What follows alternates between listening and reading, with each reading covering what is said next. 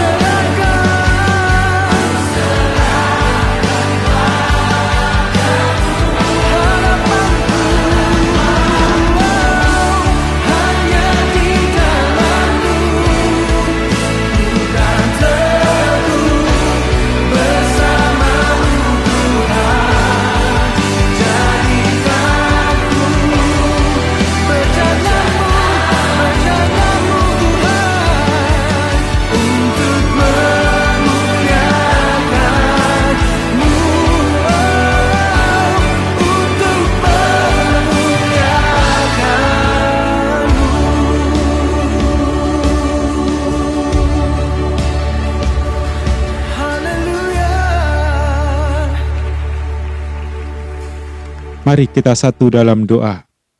Bapa dalam surga, terpujilah nama-Mu Tuhan. Engkau adalah Tuhan yang setia dan penuh kasih kepada kami semua. Saat ini kami akan menikmati firman-Mu melalui ibadah hari Minggu ini. Pimpin dan urapi kami semua Tuhan, biarlah kami dapat menikmati firman-Mu dengan penuh kesungguhan, sehingga firman-Mu dapat menjadi berkat bagi kami. Dan kami akan sambut firman-Mu dengan penuh ucapan syukur di dalam nama Tuhan Yesus Kristus Juru Selamat kami. Haleluya. Amin. Hari ini berkat firman Tuhan tentang pengharapan. Kita baca dalam Amsal 23 ayat 18. Kita akan baca bersama. Amsal 23 ayat 18. Karena masa depan sungguh ada dan harapanmu tidak akan hilang. Amin. Saudara, kalau kita baca secara keseluruhan dalam Amsal pasal 23 ini, kita akan menemukan banyak sekali hikmat dan nasihat yang diberikan Tuhan kepada kita. Nanti silahkan dibaca sendiri kitab Amsal 23 ini secara keseluruhan. Tapi hari ini saya hanya akan fokus di dalam ayat yang ke-18 yang sudah kita baca bersama tadi. Bagian pertama adalah tentang masa depan. Karena masa depan sungguh ada. Ya, masa depan itu pasti ada. Semua orang memiliki masa depan atau akan sampai pada masa depan. Tapi, apakah masa depan yang kita alami nanti adalah masa depan yang baik atau masa depan yang suram? Kita tidak bisa menentukan dengan pasti. Melihat kondisi dunia saat ini, membuat banyak orang menjadi pesimis. Untuk memperoleh masa depan yang baik, harus dipersiapkan mulai dari sekarang. Tapi situasi seperti sekarang ini membuat orang tidak bisa berbuat banyak, karena semua aktivitas dibatasi. Ruang gerak jadi sempit. Kalau kondisi seperti ini terjadi terus-menerus, dan kita tidak bisa mempersiapkan masa depan, maka kemungkinan besar masa depan kita nanti bukanlah masa depan yang baik. Inilah yang membuat banyak orang menjadi pesimis dengan masa depan. Banyak yang mengeluh, banyak yang berontak. Tidak sedikit pula orang yang menjadi putus asa, menyerah dengan keadaan. Seolah-olah hidup ini sudah tidak ada harapan lagi. Nah, saudaraku, bagaimana dengan kita? Apakah kita juga termasuk orang-orang yang putus asa, suka mengeluh, berontak, menyalahkan orang lain, atau menyalahkan keadaan, dan akhirnya hidup dalam kekhawatiran dan ketakutan? Saudara, kita bukanlah orang-orang yang demikian. Tuhan memilih kita bukan untuk menjadi orang yang suka mengeluh, berontak, atau orang lemah dan putus asa. Meski pasti kita juga akan sama dengan orang lain menghadapi masa-masa sulit. Tapi kita tahu, Tuhan juga memberi roh kepada kita bukan roh ketakutan, melainkan roh yang membangkitkan kekuatan, kasih, dan ketertiban. Itu dalam 2 Timotius 1 ayat yang ke-7. Situasi dan kondisi saat ini tidak membuat kita jadi lemah dan hidup dalam ketakutan. Karena kita percaya kepada Tuhan yang memberi kekuatan kepada kita. Sehingga kita tetap semangat dan penuh keberanian untuk menghadapinya. Jangan sampai iman kita jadi gugur karena digerogoti oleh rasa khawatir dan takut. Tapi, jika kita sedang merasakan itu, segera berseru kepada Tuhan, berteriak minta tolong kepada Tuhan. Ketika Daud dalam kesesakan, dia juga berseru minta tolong kepada Tuhan. Dalam Mazmur 18 ayat yang ke-6. Ketika aku dalam kesesakan, aku berseru kepada Tuhan, kepada Allahku aku berteriak minta tolong. Ia mendengar suaraku dari baitnya, teriakku minta tolong kepadanya sampai ke telinganya. Itu yang dilakukan Daud ketika dia dalam masa-masa kesesakan. Dan kalau kita berseru kepada Tuhan, Tuhan pasti memberi kekuatan dan pertolongan. Dan kita tidak akan mengalami kekhawatiran dan ketakutan lagi. Sehingga kita dimampukan oleh Tuhan menjalani kehidupan ini dengan baik. Meski situasi sulit, tapi kita tetap kuat, penuh dengan keberanian, tetap bisa mempersiapkan masa depan dengan baik. Bagian yang kedua tentang harapan. Setiap kita pasti memiliki harapan. Dan firman Tuhan mengatakan harapanmu tidak akan hilang. Jika Tuhan sudah mengatakan, maka harapan kita tidak akan hilang. Karena firman Tuhan itu ya dan amin. Apa yang kita harapkan di masa yang akan datang nanti akan terjadi dalam kehidupan kita. Tapi, apakah harapan itu akan otomatis terjadi begitu saja? Tentu tidak. Ada hal yang harus kita mengerti. Yang pertama, mengandalkan Tuhan. Yeremia 17 ayat 7. Diberkatilah orang yang mengandalkan Tuhan, yang menaruh harapannya pada Tuhan. Harapan kita tidak akan hilang jika kita menaruh harapan itu pada Tuhan. Dan dalam mempersiapkannya atau dalam kita berusaha, kita harus mengandalkan Tuhan. Supaya apa yang kita kerjakan dijadikannya berhasil dan kita diberkati. Jangan sampai kita mengandalkan kekuatan sendiri. Karena kalau kita mengandalkan kekuatan sendiri, kita akan gagal dan tidak akan sampai pada apa yang kita harapkan. Yang kedua, mengikuti rencana Tuhan. Yeremia 29 ayat 11. Sebab aku ini mengetahui rancangan-rancangan apa yang ada padaku mengenai kamu. Demikian firman Tuhan, yaitu rancangan damai sejahtera dan bukan rancangan kecelakaan, untuk memberikan kepadamu hari depan yang penuh harapan. Saudaraku, serahkan semua rancangan kita kepada Tuhan dan mengikuti rancangan Tuhan. Tuhan mengetahui apa yang terbaik untuk kita.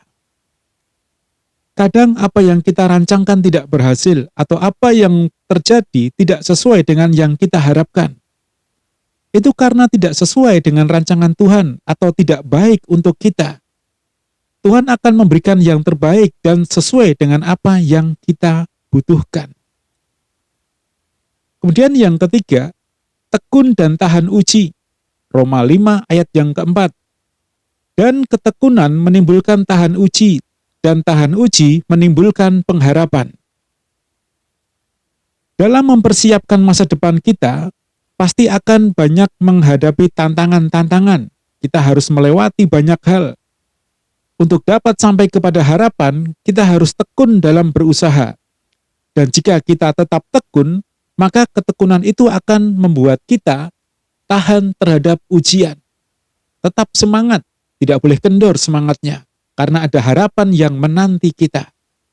Kalau kita mengharapkan sesuatu dengan luar biasa, maka itu akan membangkitkan semangat kita. Semakin besar harapan kita, maka semakin besar juga semangat kita. Yang keempat, percaya Tuhan tidak akan mengecewakan. Roma 5 ayat 5. Dan pengharapan tidak mengecewakan, karena kasih Allah telah dicurahkan di dalam hati kita oleh Roh Kudus yang telah dikaruniakan kepada kita. Tuhan kita adalah Tuhan yang setia. Dia memiliki kuasa yang tak terbatas, dan Dia juga adalah Tuhan yang penuh kasih. Tuhan itu sendiri adalah kasih. Dia tidak akan bisa mengecewakan umatnya yang selalu bersandar kepadanya. Dia tidak pernah punya niatan atau maksud yang tidak baik dalam kehidupan kita. Segala sesuatu yang dirancangkan, yang direncanakan, itu akan sesuai dengan apa yang kita butuhkan, sesuai dengan kebutuhan kita. Dan Tuhan akan menggenapi apa yang sudah Dia rancangkan untuk kita semua. Dan setiap rencana Tuhan tidak ada yang pernah gagal.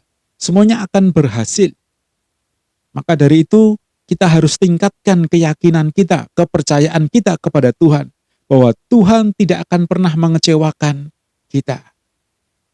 Nah, saudaraku yang terkasih, keempat hal itulah yang bukan hanya sekedar kita pahami, tapi harus kita imani. Tapi ingat, iman tanpa perbuatan pada hakikatnya adalah mati.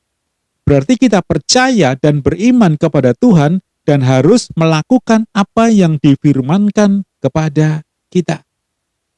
maka masa depan itu sungguh ada dan harapan kita tidak akan hilang. Haleluya, amin. Inilah berkat firman Tuhan hari ini. Sebelum kita berdoa, mari kita angkat pujian ini.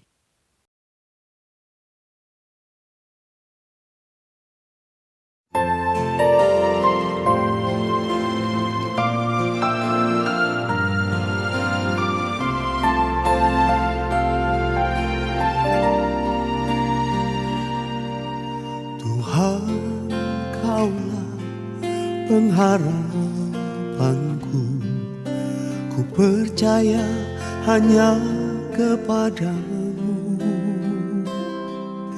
Yesus Allah perlindunganku. Engkau yang selalu ku puji.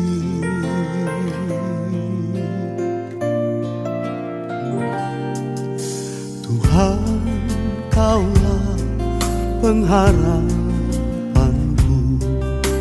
Ku percaya hanya kepadamu,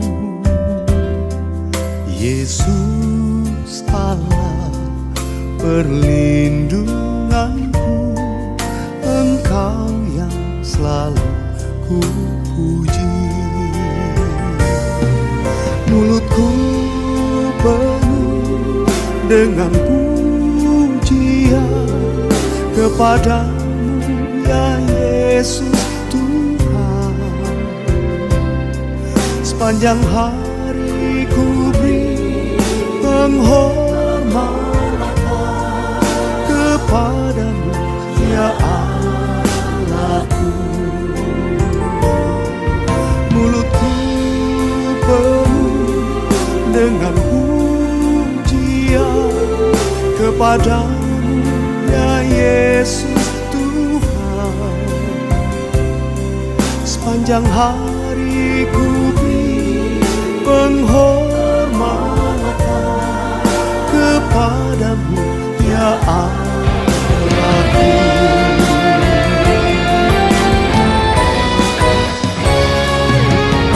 Mulutku penuh dengan pujian kepadamu, ya Yesus Tuhan. Sepanjang hari ku beri penghormatan kepadamu, ya Allahku. Sepanjang hari ku beri penghormatan kepadamu, ya Allahku. Kepadamu, ya Allahku. Kepadamu, ya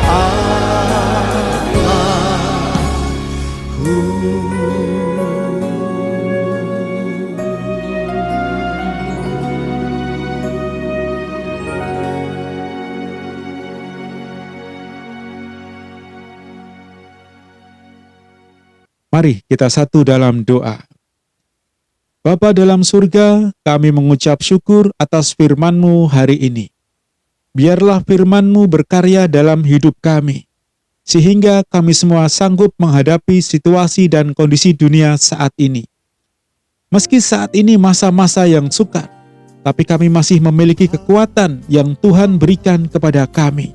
Kami tidak putus asa, kami tidak tinggal dalam kekhawatiran dan ketakutan, karena Engkau selalu bersama dengan kami, menyertai dan memberi masa depan yang penuh harapan. Terima kasih Tuhan atas firman-Mu. Kami berdoa untuk keluarga Bapak Gembala kami, dan juga untuk seluruh sidang jemaat-Mu di Pelita Kasih dimanapun mereka berada. Berkati dan lindungi mereka dimanapun mereka berada. Tutup bungkus mereka semua dengan kuasa darah-Mu. Jauhkan mereka dari sakit penyakit. Berikan kesehatan yang melimpah kepada mereka semua. Berkati usaha pekerjaan dan mata pencaharian mereka. Jadikan berhasil setiap apa yang mereka kerjakan. Terima kasih Tuhan, terima kasih Bapa. Jika ada umat-Mu yang sakit, kami berseru kepadamu Tuhan, tolong sembuhkan mereka, jamah mereka. pulihkan kesehatannya. Terima kasih Tuhan, yang lemah Tuhan kuatkan, yang susah Tuhan hiburkan, dan yang kekurangan Tuhan cukupkan. Terima kasih Tuhan atas hari yang baik ini yang Tuhan berikan kepada kami. Mengucap syukur untuk semua yang Tuhan sudah berikan kepada kami. Dan kami akhiri ibadah hari ini di dalam nama Tuhan Yesus Kristus, Juru Selamat kami. Haleluya. Amin.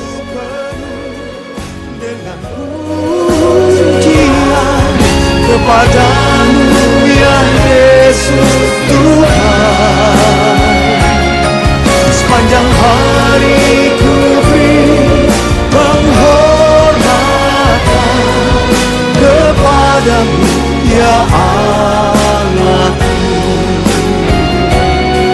Sepanjang hari ku beri penghormatan kepadamu ya Allahku. Kepadamu ya Allahku. Kepadamu ya Allahku.